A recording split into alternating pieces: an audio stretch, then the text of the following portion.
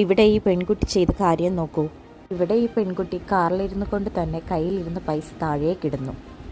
എന്നിട്ട് ആ നടന്നു വരുന്ന പയ്യനോട് പറഞ്ഞു, എൻ്റെ ഒരു 100 രൂപ താഴെ വീണിട്ടുണ്ട്, ഒന്ന് എടുത്തു തരുമോ എന്ന്. അങ്ങനെ ശരിയെന്ന് പറഞ്ഞ് ആ പയ്യൻ എടുക്കാൻ നോക്കുമ്പോൾ അതിൽ 100 അല്ല 1100 രൂപയുണ്ട്.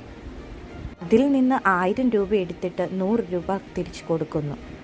അപ്പോൾ ആ പെൺകുട്ടിയുടെ ഭർത്താവ് പറയുന്നു, അവൻ ആ 1000 രൂപ പോക്കറ്റിൽ വെച്ചുകൊണ്ട് പോകുന്നു, അവനെ വെറുതെ വിടാൻ പാടില്ല എന്ന് ഭാര്യയോട് പറയുന്നു.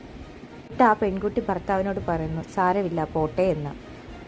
പിന്നീട് മറ്റൊരു പയ്യനും വരികയാണ്. അവനോടും പറയുകയാണ്, എൻ്റെ 100 രൂപ താഴെ പോയിട്ടുണ്ട്, അതൊന്ന് എടുത്തു തരുമോ എന്ന്.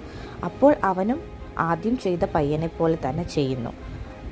അപ്പോഴും പെൺകുട്ടിയുടെ ഭർത്താവ് പറയുന്നു, ഇവനും കള്ളനാണ്, ഇവനെ വെറുതെ വിടാൻ പാടില്ല. അതിനും മറുപടിയായി ആ പെൺകുട്ടി പറയുന്നു, പോട്ടെ സാരമില്ല എന്ന്. അപ്പോൾ ഒരു സ്ത്രീ വരുന്നു. ആ സ്ത്രീയോടും പറയുന്നു, എൻ്റെ ഒരു 100 രൂപ താഴെ പോയിട്ടുണ്ട്, അതൊന്ന് എടുത്തു തരുമോ എന്ന്.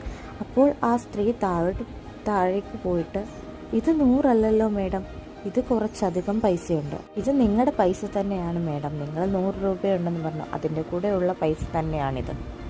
അപ്പോൾ ആ പെൺകുട്ടി പറയുന്നു, ആ 100 രൂപ മാത്രമേ ഉള്ളൂ എൻ്റേത്. അപ്പോൾ ആ സ്ത്രീ പറയുന്നു, ഈ പൈസയുടെ കൂടെ തന്നെ ഉണ്ടായിരുന്നതാണ് ബാക്കി എല്ലാ പൈസയും, ഇത് മേഡത്തിൻ്റെ പൈസ തന്നെയാണ് മേഡം.